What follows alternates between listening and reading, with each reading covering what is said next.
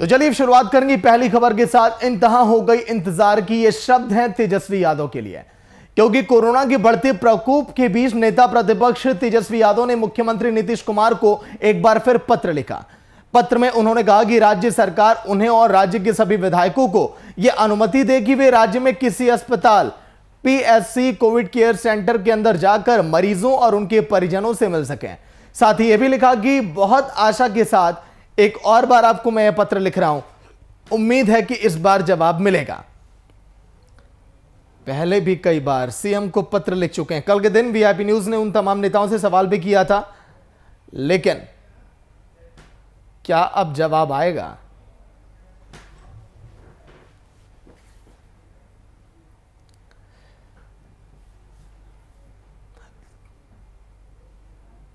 तो चलिए कुमार गौतम लाइव जुड़ गए हैं पूरी जानकारी के साथ। गौतम, देखिए आज के दिन एक बार फिर से तेजस्वी यादव ने पत्र लिखा। इंतहा हो गई इंतजार की, आज के दिन हमने लिखा भी है क्योंकि ये तेजस्वी यादव के लिए पंक्तियां हैं। उनका यही कहना कि कई बार हमने पत्र लिखा है लेकिन जवाब नहीं मिला, लेकिन इस बार उन्होंने लोगों के हित में जवाब मांगा है कि आप हमें अनुमति दीजिए, हमारे विधायकों को अनुमति आप ये दीजिए कि हम लोगों के बीच हम जाएं, लोगों का हालचाल जाने। क्या लगता है इस बार कुछ जवाब मिलने की उम्मीद है गौतम? बिल्कुल भी नहीं। जैसे पिछली बार हुआ सागर, तमाम खतों को उन्होंने खुले तौर पे लिखा, ओपन लेटर जिसको बोलते हैं। सोशल मीडिया के जरिए ये बताने की कोशिश की गई कि हम भी खत लिख रहे हैं, लेकिन उसका कोई भी जवाब मुख्यमंत्री नीतीश कुमार नहीं देते। हालांकि नेता प्रतिपक्ष की हैसियत से कम मुख्यमंत्री को अपने विभाग की तरफ से जरूर लेटर का जवाब देना चाहिए। बाकायदा हर लेटर का जवाब मुख्यमंत्री और उनके विभाग के लोग देते हैं। तो ऐसे में तेजस्वी यादव के पत्र का जवाब मिलना न मिलना ये एक राजनीतिक पॉलिटिकल स्टंट हो सकता है, लेकिन कहीं न कहीं जो सवाल मुख्यमंत्री से पूछ रहे हैं तेजस्वी यादव, ये सवाल वो मिलकर के भी पूछ सकते थे।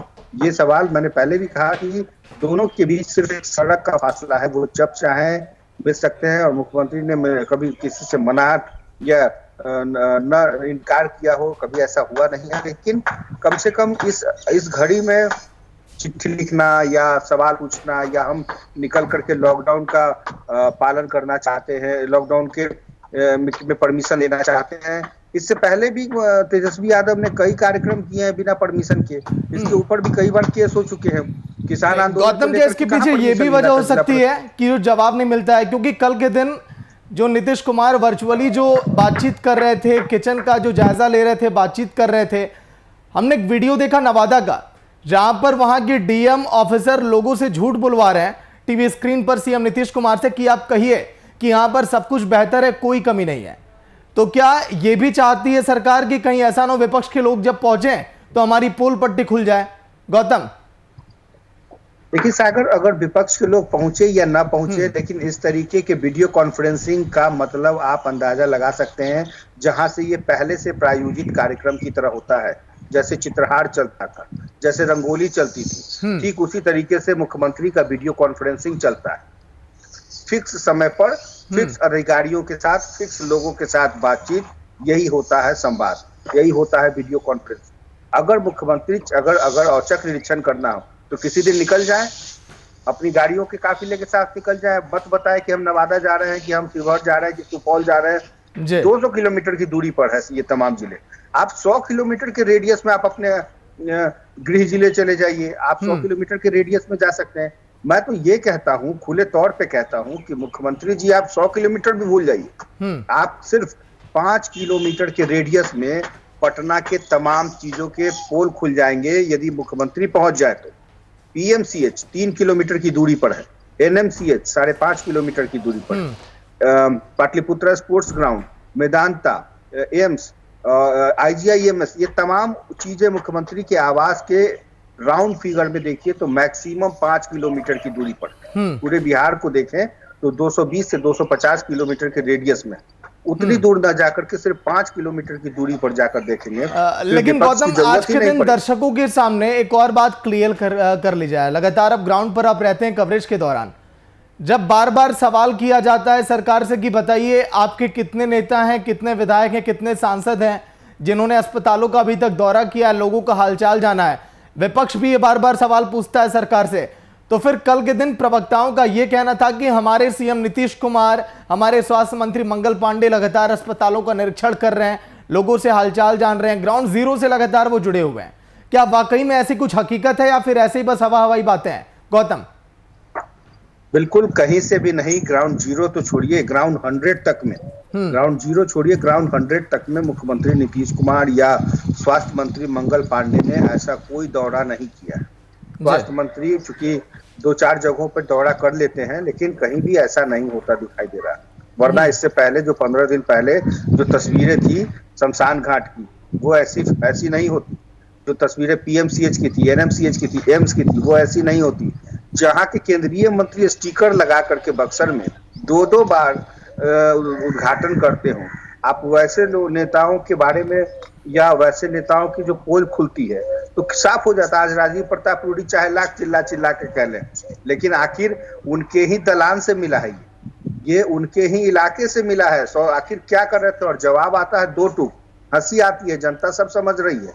ऐसा नहीं है सिर्फ पत्रकारों के कहने से या नेताओं के बयानबाजी से काम नहीं चलेगा। ये चीजें एकदम क्लियर है, लोगों को बहुत जल्दी समझ में आ जाता है। सोशल मीडिया की चीजें तो और जल्दी समझ में आ जाती है। भले उसका वायरल सच बाद में पता चलता हो, लेकिन कम से कम थोड़ी ही देर के लिए मन और मस्तिष्क में ये तमाम चीजें घर कर बैठती है।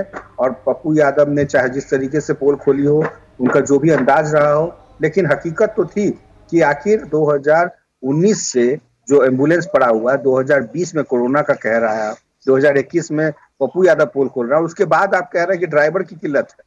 तो राम भरोसे है, भगवान जाने क्या होगा इस बिहार का, जहां पर ऐसे ऐसे नेता हैं। अब तो ये भी नहीं कह सकते कि आपके पास केंद्र में किसी और की सरकार है। जैसे झारखंड में हेमंत सोरेन ये कह सकते हैं कि केंद्र में हमारी सरकार नहीं है, हम चाहते हैं वो मदद नहीं कर सकते, या हम वो गुलाम गौस जेडीयू के सीनियर लीडर फिलहाल फोन लाइन पर। गुलाम जी स्वागत है वीआईपी न्यूज में।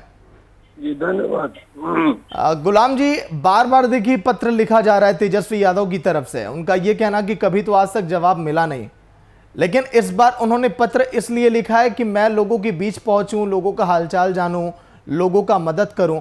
तो सर बेहतर काम करने के लिए उन्होंने पत्र लिखा है, क्या इस बार जवाब मिलने की उम्मीद है? गुलाम जी, आपका अतीत के आईने में झांकिएगा तो जो व्यक्ति इस तरह का पत्र लिख रहा है या बयान दे रहा है वो भूमिगत हो जाता है, अंडरग्राउंड हो जाता है। दिल्ली में जाके कहीं मैंने अपने आराम की जगह में छुप जाते हैं। कुछ व्यक्ति से क्या अपेक्षा की जा सकती है? कुछ लोग अपने बाप के कंधे पर बैठे हुए होते हैं तो समझते हैं कि हमारा कद बहुत ऊंचा हो गया है। जब नीचे वाला जो है कंधा झटक देता है ना तो उसका दांत मुंह टूट जाता है, तब समझ में आ जाता है कि हमारी हैसियत औकात क्या है। इस तरह के बहुत सारे युवराज लोग जो राजनीति में है, एक का तो चिराग ही बुझ गया, देखा ही आपने, एक वो विक्षुब्ध घोषित है दिल्ली में, और तीसरा ये है। लेकिन गुलाम जी, जिस समय जो हालात हैं, कल के दिन जो सीएम नीतीश कुमार ने वर्चुअली तरीके से बातचीत की तमाम डीएम से, अफसरों से, सर एक वीडियो इस समय वायरल हो रहा है, उसमें यह कहा जा रहा है कि तमाम ऑफिसर लोगों से जबरदस्ती ये झूठ बुलवा रहे थे कि आप स्क्रीन पर आकर कहिए कि यहाँ पर हालात अच्छे हैं, यहाँ पर काम बढ़िया चल रहा है। सीएम नीतीश कुमार, तमाम मंत्रीगण बेशक बेहतर काम कर रहे हैं, लेकिन तमाम आला अधिकारी उसमें पलीता लगाने में लगे हैं। उन पर एक्शन लेना होगा सर, नहीं तो एक मौका मिलेगा विपक्ष को और आम जनता परेशान होगी। सर गुलाम जी, ना समीक्षा बैठक हो रही है बराबर, हर एक दिन 2 दिन, बल्कि रोज कहा जाए समीक्षा बैठक हो रही है, जायजा लिया जा रहा है कौन किस हाल में है, नहीं हाल में है, गांव में, शहर में, गरीबों के लिए, बड़ों के लिए, तो ये सब देखा ही जा रहा है ना। जो लोग मुंह में सोने का चमचा लेके पैदा हुए हैं, ये गरीबों का दर्द क्या जानेंगे? नहीं सर, लेकिन वही सोने का चमचा सर इस समय जेडीयू को मिला हुआ है। कल के दिन हमने बातचीत की, जेडीयू के नेताओं से भी लाइव में बैठे तो डिबेट में हमारे साथ, उनका कहना था कि हमारे नेता लगातार अस्पतालों में जा रहे हैं, लोगों से मुलाकात कर रहे हैं, हमारे मंत्री महोदय गए थे, हमारे सीएम महोदय लगातार लोगों से मिल रहे हैं। लेकिन सर हमारे रिपोर्टर हैं, लाइव में ही बने हुए, ग्राउंड जीरो पर दिन भर वो रहते हैं, उनका कहना कि कहीं भी स्वास्थ्य मंत्री अभी तक नजर नहीं आया। सर तो फिर ये सच्चा झूठा का खेल क्यों? इसलिए बता रहे हैं, सोने का चमचा लेके पैदा होना उसको कहा जाता है जिसकी अपनी उपलब्धि नहीं होती है। वो बाप के विरासत में मिल जाता है। हमारे चमचे की नहीं है। मेरी बात सुनिए ना, क्या आप बोलिए, मैं सुनता हूँ, आप ही की बात सुनता हूँ, बोलिए आप। नहीं भाई, नहीं तो जवाब आप दीजिए ना। बात यहाँ आप सोने लोग को के जवाब चम्मच की नहीं मिलता है, तो बीच में टोक डाल बात सकते हैं। अस्पतालों का हाल जानने की है, लोगों से पूछने की है कि आप कितनी परेशानी में हैं। हाँ, बिल्कुल हो रहा है सबका। हाँ, ये ठीक लोग है सर। बेचैन है, चूंकि औंधे मुंह गिर गए हैं। इनको था कि मुख्यमंत्री हम बन जाएंगे, कैबिनेट बन गया था, सब कुछ हो गया था, लेकिन हुआ नहीं। जनता ने नकार दिया है। इस देश में अब युवराजों का राज नहीं चलने वाला है। चलिए ठीक है, शुक्रिया बातचीत के लिए वीआईपी न्यूज में। आपका भी बहुत बहुत शुक्रिया। बोल तो गुलाम गौस का ये कहना कि नहीं नहीं सब कुछ बढ़िया चल रहा है, बेशक धरातल पर हालात कैसे भी हों। गौतम, आपने सुना गुलाम गौस ने क्या कहा कि सब कुछ बढ़िया चल रहा है। ये कहना बड़ा आसान होता है कि सब कुछ बढ़िया है, कोई दिक्कत नहीं है लोगों को, लेकिन वाकई में अगर लोगों की तकलीफें अगर सोचने की अगर सरकार अगर जहमत उठाती, लोगों के बीच अगर जाती, तो शायद तस्वीरें और सूरत बदल जाए पूरे बिहार की। गौतम, बिल्कुल, गुलाम गौस वही कह रहे हैं जो इनको पढ़ाया जाता है, जो इनको बताया जाता है। जेडीयू की तरफ से जो टास्क मिलते हैं वही गुलाम गौस कहते हैं, और वही इनके तमाम जो पार्टी के प्रवक्ता है वो कहते हैं। जब थोड़ी सी कुछ चीजें एक्सपोज होती है तो ये फिर दूसरे के चम्मच निहारने लगते हैं, दूसरे के, और वो चम्मच एल्युमिनियम का है या चांदी का है या सोने का है तराशने लगते हैं। इनसे कुछ ज्यादा पूछिए सागर, तो ये कहेंगे कि 2005 के पहले क्या हालात थे। कई चीजें हैं जिस पर बात विवाद या विमर्श या डिबेट या तमाम वो दलील जिसको बोलते हैं, ये सब पॉलिटिकल स्टंट है। बिहार के अंदर सब कुछ राम भरोसे है। मैं आपको पहले भी बता रहा हूँ सागर, सब कुछ राम भरोसे है। जितना 15 साल के अंदर मुख्यमंत्री नीतीश कुमार ने जो काम किए, जो उन्होंने जो कहते हैं कि मैं काम करता हूँ, या जो मैं काम करने वाला आदमी, तो उस हिसाब से मुख्यमंत्री नीतीश कुमार को पिछले 1 साल के अंदर कोरोना को लेकर के जो संख्या अस्पतालों की, जो संख्या कर्मचारियों की, जो संख्या टेक्नीशियन की, और केंद्र के दिए गए तमाम इक्विपमेंट की, संसाधन की, उसको चलाने के लिए लोगों की व्यवस्थाएं कर लेनी चाहिए। ये पीक आवर कोरोना का फेज 2 है।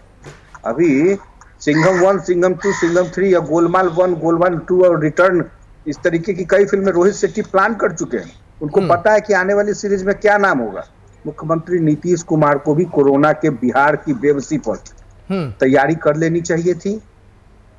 फेज 1 में, फेज 2 में और फेज 3 अभी आनी बाकी। ऐसे में अस्पतालों के ऊपर बिल्कुल गौतम, अस्पतालों में जाकर, ग्राउंड पर जाकर लोगों की तकलीफें और परेशानियों को जब तक समझने की कोशिश नहीं की जाएगी सत्ता पक्ष के नेताओं की तरह से, जिनको बागडोर दी गई बिहार चलाने के लिए, तब तक हालात सुधरेंगे नहीं। बहुत बहुत शुक्रिया गौतम पूरी जानकारी के लिए। तो उम्मीद है कि इस बार जवाब मिलेगा तेजस्वी को।